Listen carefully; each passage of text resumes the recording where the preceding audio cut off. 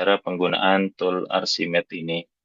Tool Archimate ini yang pasti tools yang dapat kita gunakan ya untuk menjelaskan bisnis proses, kemudian kita rancang dan gunanya untuk mendukung enterprise arsitektur. Untuk mendapatkan aplikasi tools Archimate ini, kawan-kawan bisa mendownload langsung di websitenya. Biasanya kita cari Archimate. Nah, di website inilah nanti rekan-rekan bisa melakukan download eh, aplikasinya.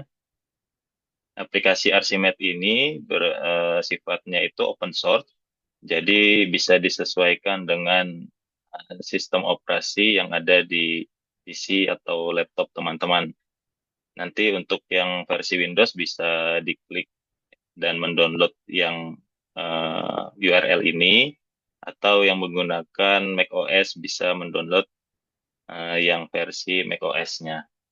macOS-nya versinya ada dua ya, ada Intel sama Silicon. Ini yang yang dikeluarkan oleh eh, Apple-nya sendiri, sedangkan ini yang dikeluarkan oleh Intel. Jadi disesuaikan dengan sistem operasi laptop teman-teman.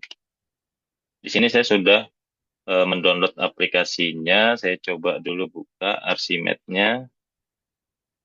Kita coba mempraktekkan eh, cara membuat bisnis proses yang ada di Archimate.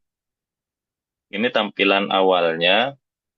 Jika kita akan membuat project baru, kita bisa pilih di atas ini ada file, ada new, bisa melalui ini untuk membuat project baru. Kita membuat model baru, kosong. Untuk tampilan kiri, ini biasanya ada menunya. Kalau di PC atau laptop teman-teman tidak ada, bisa ditampilkan dari menu Windows. Ini ada Models. Jadi ketika diklik Models, nanti muncul folder-folder yang bisa memudahkan teman-teman untuk mendesain bisnis proses. Di bagian kanan ada default view-nya, jadi di tampilan inilah nantinya akan kita buat bisnis prosesnya. Di sebelah kiri ada folder default view-nya yang ini. Jika teman-teman ingin menambah lagi, di view ini bisa diklik kanan, kemudian new, dan tambahkan lagi Archimate view-nya jika kawan-kawan ingin menambahkan bisnis proses yang baru, bisa dibuat lagi di sini. Untuk saat ini kita coba satu terlebih dahulu, kita hapus, ini bisa diklik kanan, delete, tekan yes. Di sebelah kiri ada menu-menu folder untuk menampung dari icon-icon ini. Nanti menunya ada muncul di sebelah kiri. Di sini kan di tengah ini untuk view-nya, kemudian di sebelah kanan ini ada fitur paletnya ya. Jadi disinilah bermacam-macam fitur yang digunakan untuk bisnis proses. Kalau yang ini itu terkait dengan Magic Connector, jadi konektor-konektor yang menghubungkan antara satu bisnis proses, misalkan ke proses yang lain, atau dari aktor ke bisnis proses, itu bisa menggunakan penghubung yang ada di bagian Magic Connector ini. Ini ada banyak sih fungsi-fungsinya berbeda, tapi biasanya yang lebih mudah kita tinggal Magic Connector untuk memilih dan nanti bisa otomatis bisa ditentukan sendiri. Kemudian di bawah ini ada fitur Note ya, jadi Note ini bisa kita gunakan untuk nantinya kita menambahkan catatan-catatan di bagian view bisnis proses yang akan kita tambahkan komentar atau tambahkan apa bisa melalui ini. Di sini ada juga eh, grup ya, visual group elemen ini untuk nantinya kalau memang ada bisnis proses yang bisa digabung di dalam satu grup, bisa kita tambahkan juga di sini. Atau di sini juga ada grouping juga sama aja fiturnya untuk memasukkan bisnis proses yang kurang lebih jenisnya di grup yang sama gitu. Kemudian ini ada fitur location ini untuk penambahan lokasi ya mungkin ya. Saya belum nyoba juga ini location. Kemudian di bawahnya lagi ada ini terkait dengan strategi-strategi ya. Jadi kalau kita menambahkan resort di sini, itu nanti akan bertambah di bagian folder strategi ini. Nah, jika kawan-kawan nambah lagi di capability, misal ada, kemudian dia akan otomatis menambah. Jika tidak ada yang kita pergunakan, silahkan dihapus saja. Ketika kita menghapus tadi, di sebelah kiri ini akan berubah. Jadi tulisannya yang sebelumnya tidak miring, sekarang berubah menjadi miring karena tidak ada apa eh, fitur yang kita tambahkan di view ini gitu. Jadi ini kalau bisa dihapus juga supaya tidak membuat eh, rancu nanti ya takutnya ini ternyata memang tidak berfungsi.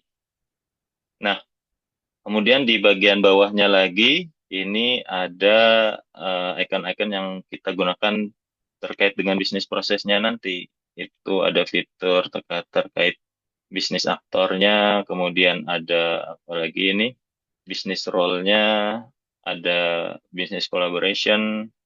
Nah, ini masing-masing mempunyai fungsi-fungsinya masing-masing ya. Jadi seperti bisnis aktor ini untuk mempresentasikan sebagai pelaku, misalkan pelaku di proses kita ini ada customer seperti itu. Jadi kita buat aktor ini, kemudian bisa kita rename namanya atau diklik 2 kali langsung untuk mengganti nama, misalkan menjadi customer seperti itu. Tinggal kita oke kan.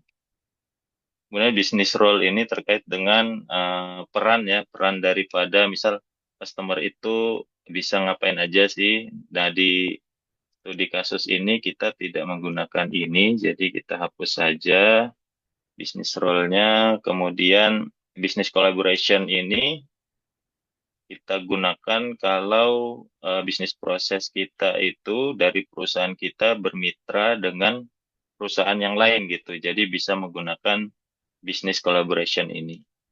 Terkait studi kasus kita, ini juga tidak kita gunakan sehingga kita hapus kembali.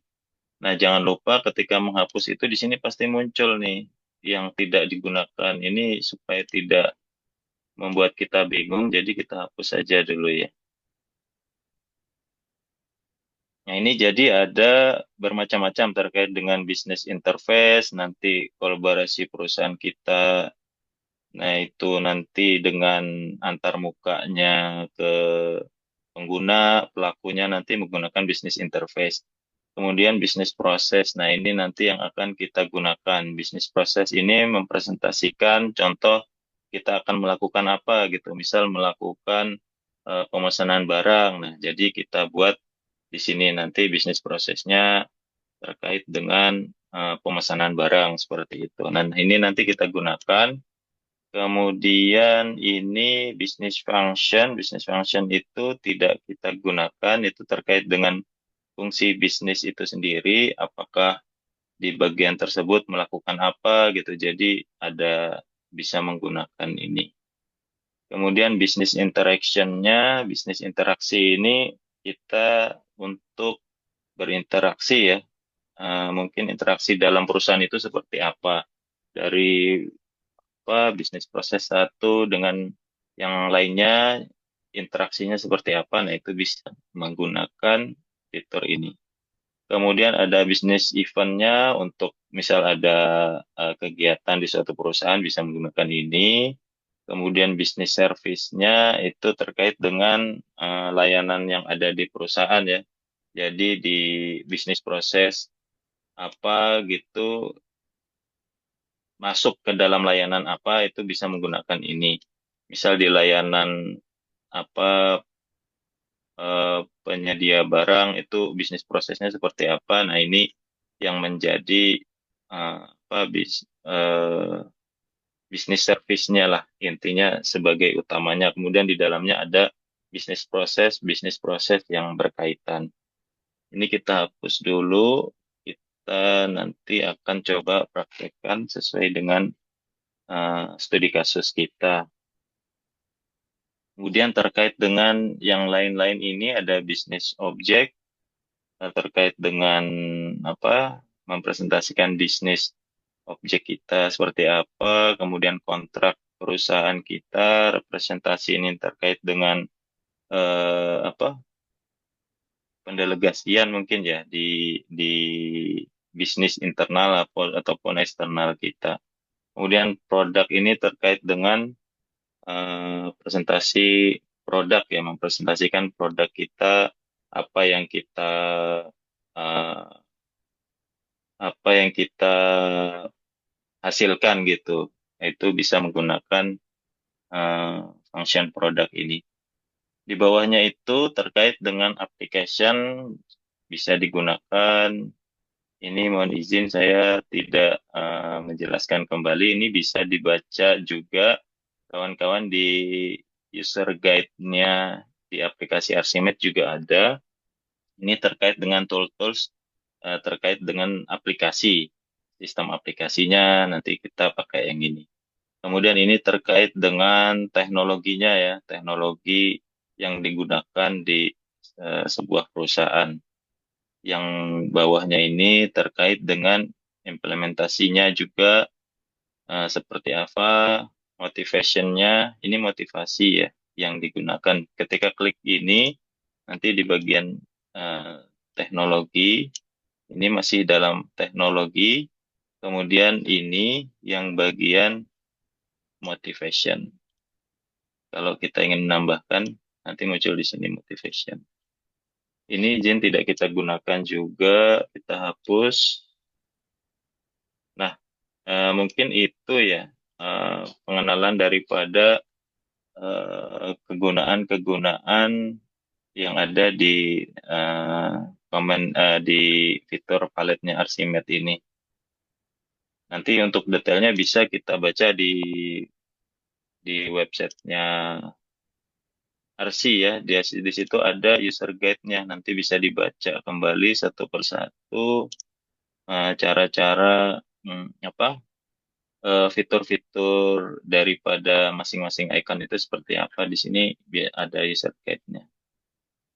Nah, di mana kemarin kita ketemu nanti bisa dilihat lagi lah. Oke, untuk izin kita mulai terkait dengan penggambaran bisnis proses yang ada di apa usulan kita, sistem kita itu nanti kita otomatis aktornya pasti customer. Kemudian customer ini akan melakukan kalau sebelumnya itu mungkin kita gambarkan ya bisnis proses sebelumnya itu karena masih secara manual. Jadi customer ini itu melakukan jadi bisnis prosesnya itu melakukan pemesanan barang atau PO lah ya. Nah, jadi customer ini melakukan pemesanan barang, kita tambahkan dulu fiturnya untuk arahnya, kemudian melakukan pemesanan kemana, itu ada aktornya lagi ke bagian sales ya. Jadi di sales itu menerima PO daripada customer. Di sini ada sales staff.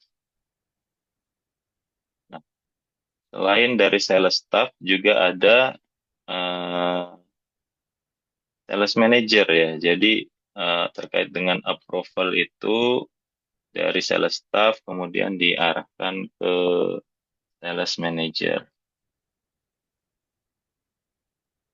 Nah, dari PO ini kan masih dalam satu bagian ya, bagian marketing itu makanya bisa kita buat tambah grup seperti ini. Misal grupnya grup marketing. Karena ini masih dalam satu aktor-aktor ini di dalam satu bagian, maka bisa kita masukkan. Ini tinggal di oke saja. Sales juga di oke. Nah, ini bisa kita geser lagi, bisa kita perbesar. Ini di bagian marketingnya. Jadi hasil customer melakukan pemesanan barangnya akan masuk ke customer ya. Jadi kita buat kembali arahnya dari proses ini masuk ke bagian marketing yang diterima oleh sales staff. Nah, kemudian sales staff ini akan melakukan bisnis prosesnya lagi, itu melakukan pengecekan PO. Jadi PO yang masuk itu dicek kembali apakah sudah sesuai atau belum. Jika sudah sesuai, kemudian diteruskan ke sales manager untuk dilakukan verifikasi. Jadi kita tambahkan kembali bisnis proses melakukan validasi PO. Jadi setelah dicek oleh sales staff PO yang masuk, kemudian diarahkan ke sales manajernya untuk dilakukan validasi. Jika tidak ada tidak ada kekurangan atau perbaikan, bisa dilanjutkan kembali PO-nya ke sales staff lagi untuk dibuatkan proses yang namanya pembuatan sales order. Jadi dibuatkan dokumen sales order terkait dengan pemesanan customer tadi. Sales order ini akan dikirimkan ke bagian warehouse ya, warehouse-nya di gudang sebuah perusahaan di PT KSS ini ada warehouse-nya. Jadi ketika sales staff sudah membuat dokumen sales order, kemudian kita tambahkan aktor baru di bagian warehouse. Di bagian warehouse ini ada warehouse staff, sales order, masuk ke bagian warehouse staff. Oke, ini kita kecilkan dulu supaya bisa mudah kita lihatnya. Setelah masuk ke warehouse staff, kemudian ada bisnis proses yang dilakukan, yaitu eh, terkait dengan menyiapkan barang yang masuk tadi sesuai dengan sales ordernya, kemudian dibuatkan juga surat jalan. Nah, ketika sudah siap semua proses ini, sudah siap, barang sudah ada, dibuatkan surat jalan, ini akan dikirimkan ke customer. Di samping dikirimkan ke customer, juga diarahkan di namanya aktor baru ya, di bagian finance staff. Nah, jadi barang yang sudah disiapkan tadi tinggal diserahkan ke bagian finance untuk dibuatkan bisnis prosesnya berupa apa ya? Jadi finance ini memeriksa dokumen terlebih dahulu, pemeriksaan kelengkapan dokumen ya. Jadi dicek lagi oleh finance staff kalau memang sudah lengkap baru dibuatkan invoice-nya. Tapi kalau memang belum akan dikembalikan lagi untuk diperbaiki. Jadi dari finance melakukan pemeriksaan kelengkapan dokumen, kemudian ditambahkan bisnis proses lagi,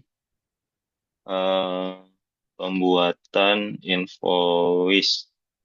Setelah semua oke, pembuatan invoice, kemudian baru kita kirimkan semuanya ini ke pelanggan. Jadi barang juga diserahkan ke pelanggan. Jadi ada proses di customer itu penerimaan ya, menerima menerima barang dan invoice.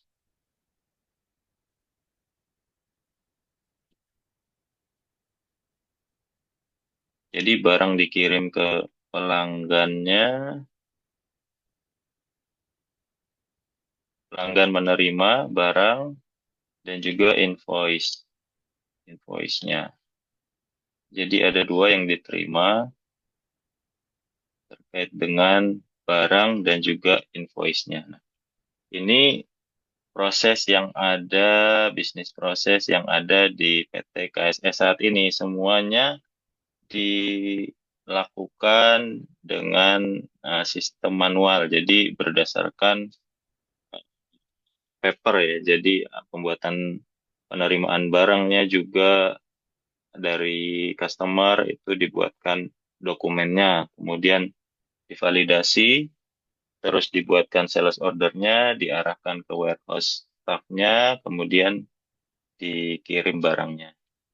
Ini semua dilakukan secara manual. Nah, usulan kita itu ada sistem yang secara otomatis bisa kita lihat gitu progresnya. Jadi memang harus ada sistem yang eh, baik untuk perusahaan KSS ini gitu.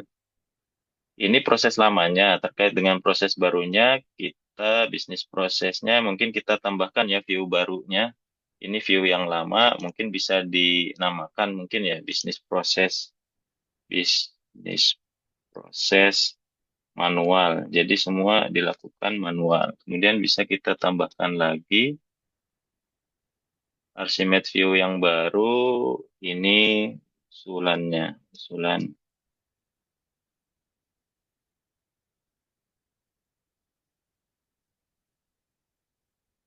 ya usulan kita itu yang akan kita buat yang pasti tetap ada customernya. Nah, di sini kita tambahkan sistemnya gitu. Jadi di bagian application service, ini ada application service-nya untuk eh, menampung proses-proses yang ada di aplikasi. Application service-nya kita namakan ini procurement system application. Jadi dari sistem ini di dalamnya itu terdiri dari beberapa proses gitu. Kita masukkan jadi ada proses pemesanan, kemudian ada proses validasi,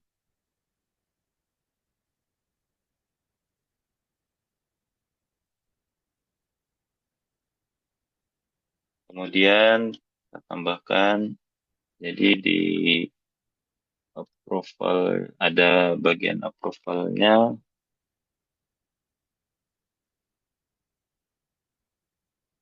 kemudian ada delivery, setelah itu dilakukan pengiriman barang, kemudian yang terakhir ada sistem invoice-nya.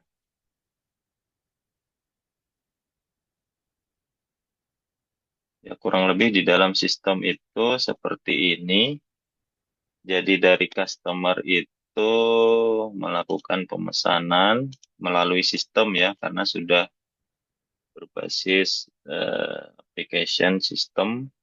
Ini bisa kita tambahkan note ya kalau mau kita buat catatan melakukan pemesanan barang. Ini hanya note aja bisa kita tambahkan di bagian sini mungkin ya. Nah, jadi dari customer melakukan pemesanan barang. Ini sudah melalui sistem.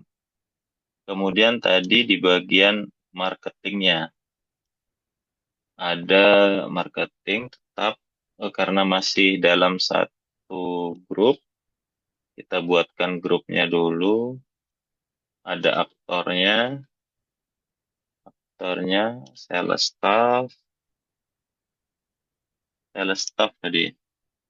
Sales staff, kemudian ada aktornya lagi manager sales.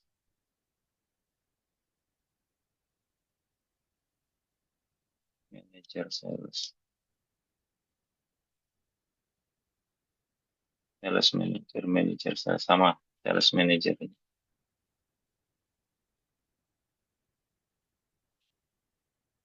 Ya, kemudian dari customer melakukan pemesanan barang di dalam sistem, kemudian dari salesnya akan menerima notifikasi melalui sistem ini. Jadi kita buat catatannya menerima notifikasi pemesanan barang dan melakukan.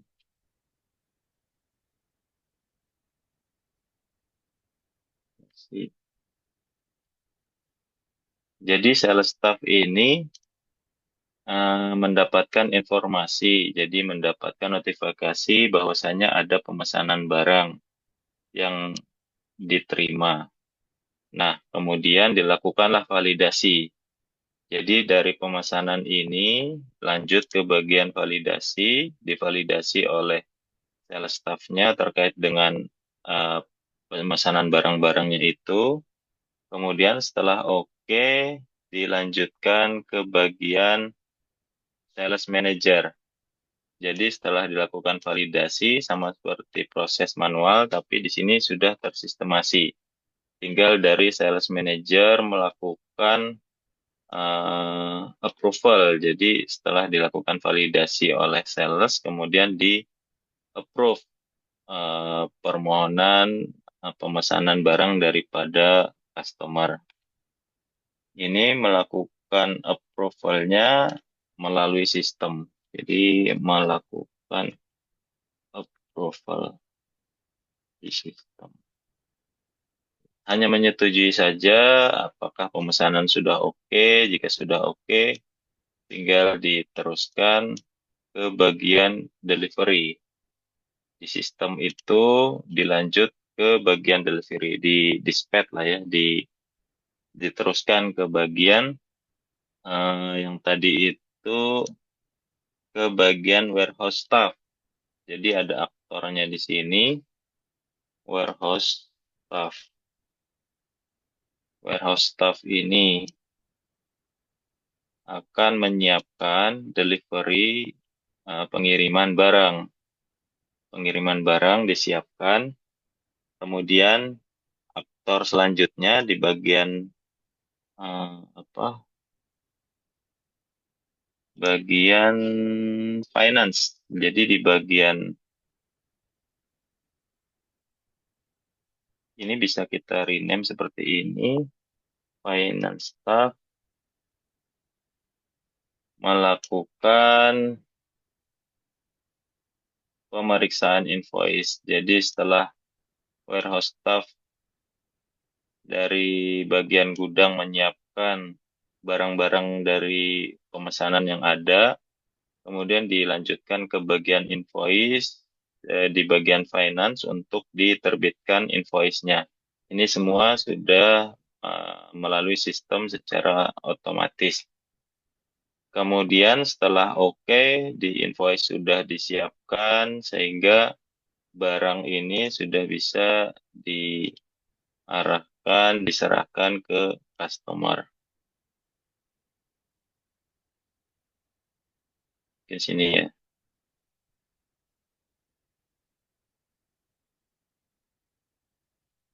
Mungkin kita tambahkan note-nya di sini pengiriman.